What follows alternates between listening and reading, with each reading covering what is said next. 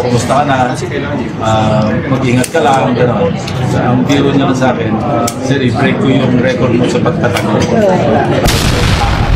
Ayan, and welcome back for another video. Ayan, so nakita nyo naman mga kababayan, no? Oh, nako ha, mainit na talakayan to mga kababayan. At pinag-uusapan din sa Senado. Ito nga, di ba, nakita nyo sa video, di umano ay, lalampasan ni, ni Bato daw, itong record ni Senator Ping sa pagtatago. Nako, akala ko ba matatapang ang mga DDS? Akala ko ba matatapang ang mga Davao Death Squad?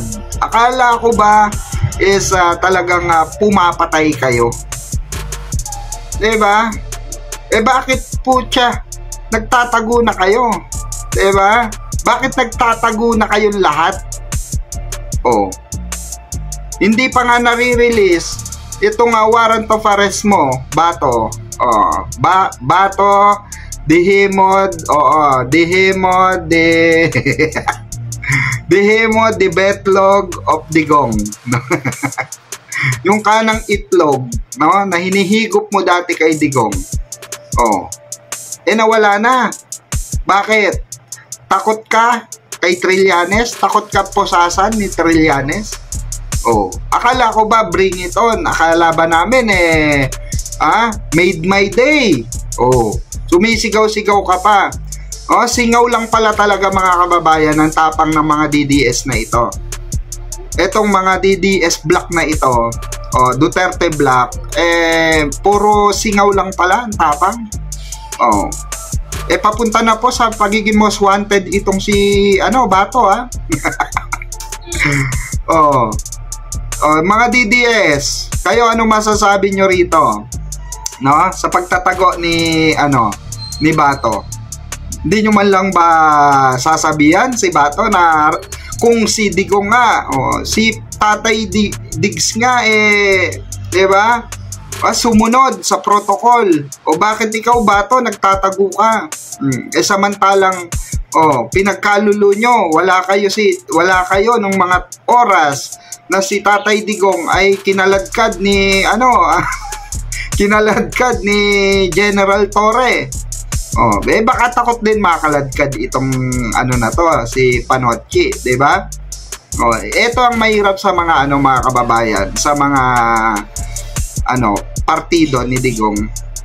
Puro bunganga, 'di ba? Halos lahat sa kanila mabunganga, ultimo mga anak mabunganga.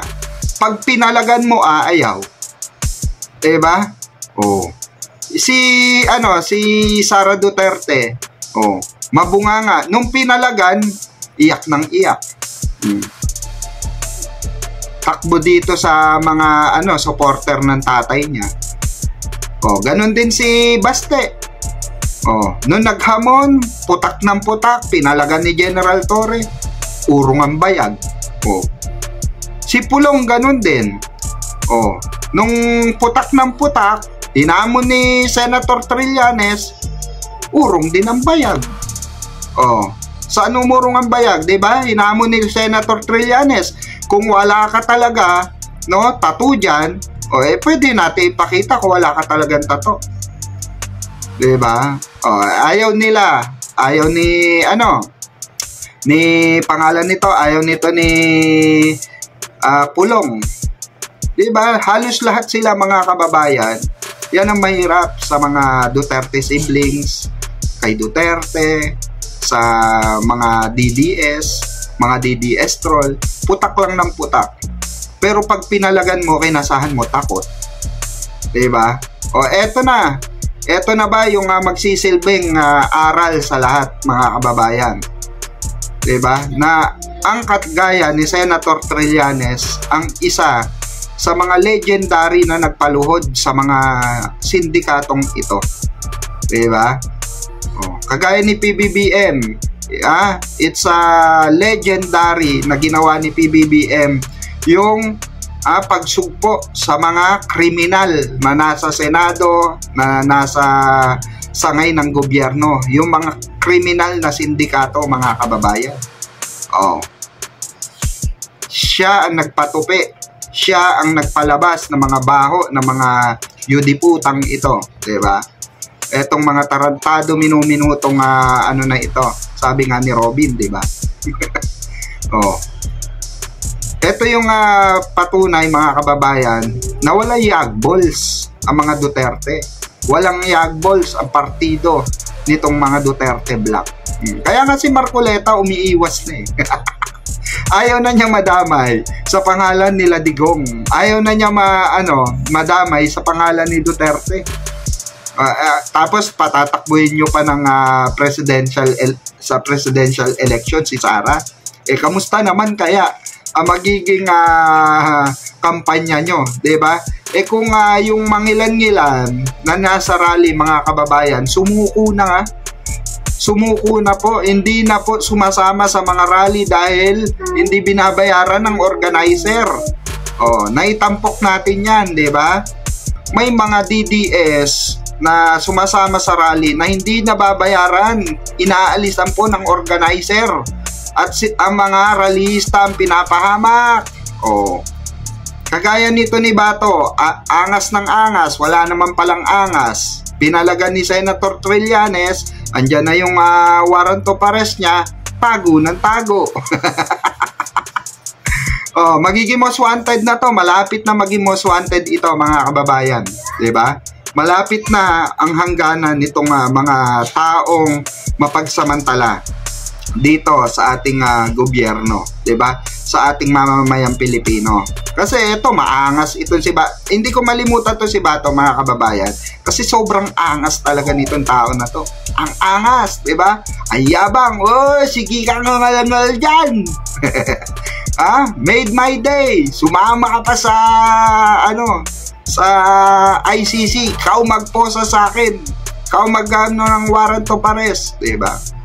Trillanes, 'di ba? Ngayon, 'di ba? Urong ang bayag. Urong ang bayag ng yudiputa. Urong ang betlog ng tampalasan, 'di ba?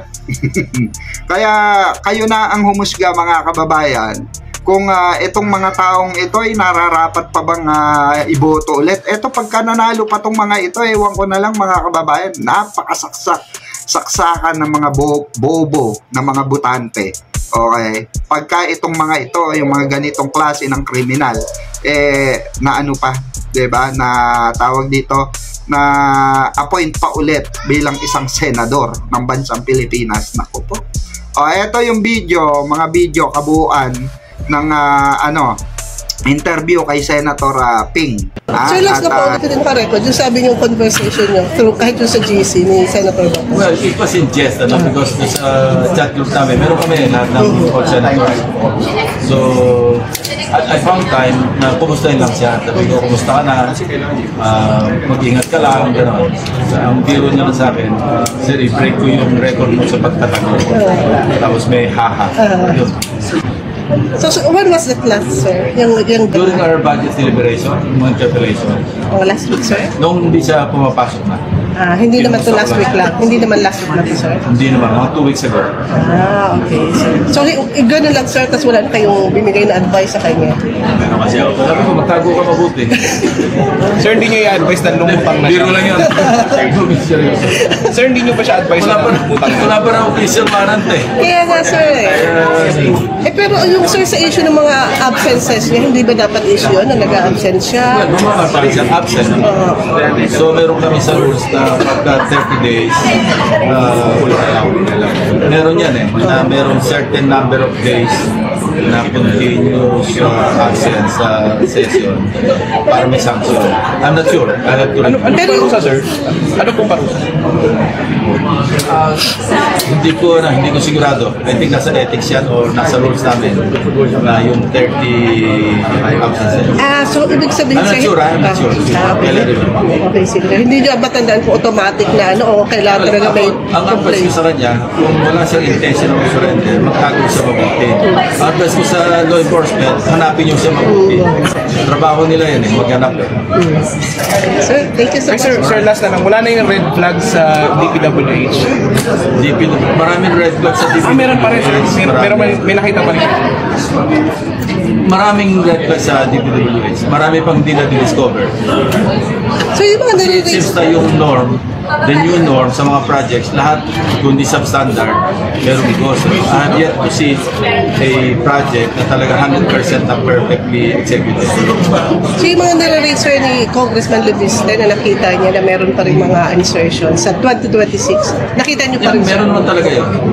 Kahit dito sa, ano nyo, yung na-finalize nyo, sir, hindi nyo Nakita ko rin natanggal? yung kopya niya, may kopya rin ako. So kahit nasa ganito level na, sir, tayo, nandun pa rin? Even sa 2026 net, meron.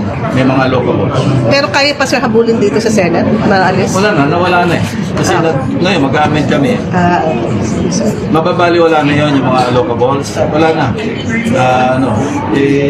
Masipag yung aming finance chairman. Nakita niya rin eh. So sa committee amendments lang, I'm sure mawawala na yun eh. May mga individual pa. Ako may mga papadelete ako. Okay, sir. Thank you, sir. Mga 2 billion, ganun kaliliit lang. Malilit lang, sir. Pero pag pinagsama-sama, sir, yung nagpapadulit na Let's see total. mamaya. Kasi magkaroon ng individual. Sige, sir. Thank you so much, sir. Okay, sir. Since Friday. Kung ayaw niya mag-present yung sarili niya, I'll leave it up to him. I cannot advise it because I was there. Been there, done that. Pero sir, hindi nyo pa nakakausap. Hindi pa, yun lang yung chat namin. Kailan po yun, sir? Nung nag-budget, ano pa kami rito? Thank you, sir. Yung sa re-enact, yung possibility, sir, ng re-enacted budget. Yung possibility, Talaga yun. Hindi mangyayari. Wala po yung... We'll pressure individual amendments and approval of second reading today. Yun ang pinag-usapan namin ni SP. Maski abutin kami ng hanggang mamaya. pero sir, yung bycam, Para sir, by Friday, pwede nang i-approve on third reading. Kasi hindi certified third reading itong bill. So, on Friday, ma-approve yung third reading, mag-print pa eh. Di ba? So, and then by cam. So, malabo yung renacted budget. Saka, hindi kami papayag. so sa Friday, Unless bumagyo ng malakas na hindi kami makapag-buy cam. so doon sa Friday na target na third approval, kasi Ang target namin is by Friday, ma-approve na on third reading yung Senate version. yung 3-day period, siya nag-apply, sir, from Hindi to second certified reading. target, so mayroong 3-day period. So kung ma-approve, sir, Between second today, and third reading, kailangan may 3 days yan. so ang ano nyo, sir, second Kung approval, ma-approve mamaya, doon na today is target. Tuesday, easily on Friday, we can approve it on third reading. Para pag-print over the weekend, next week, pwede mo schedule ng bike. But definitely, sir, hindi niyo papayagan na magkaroon ng re-enacted Hindi kami mag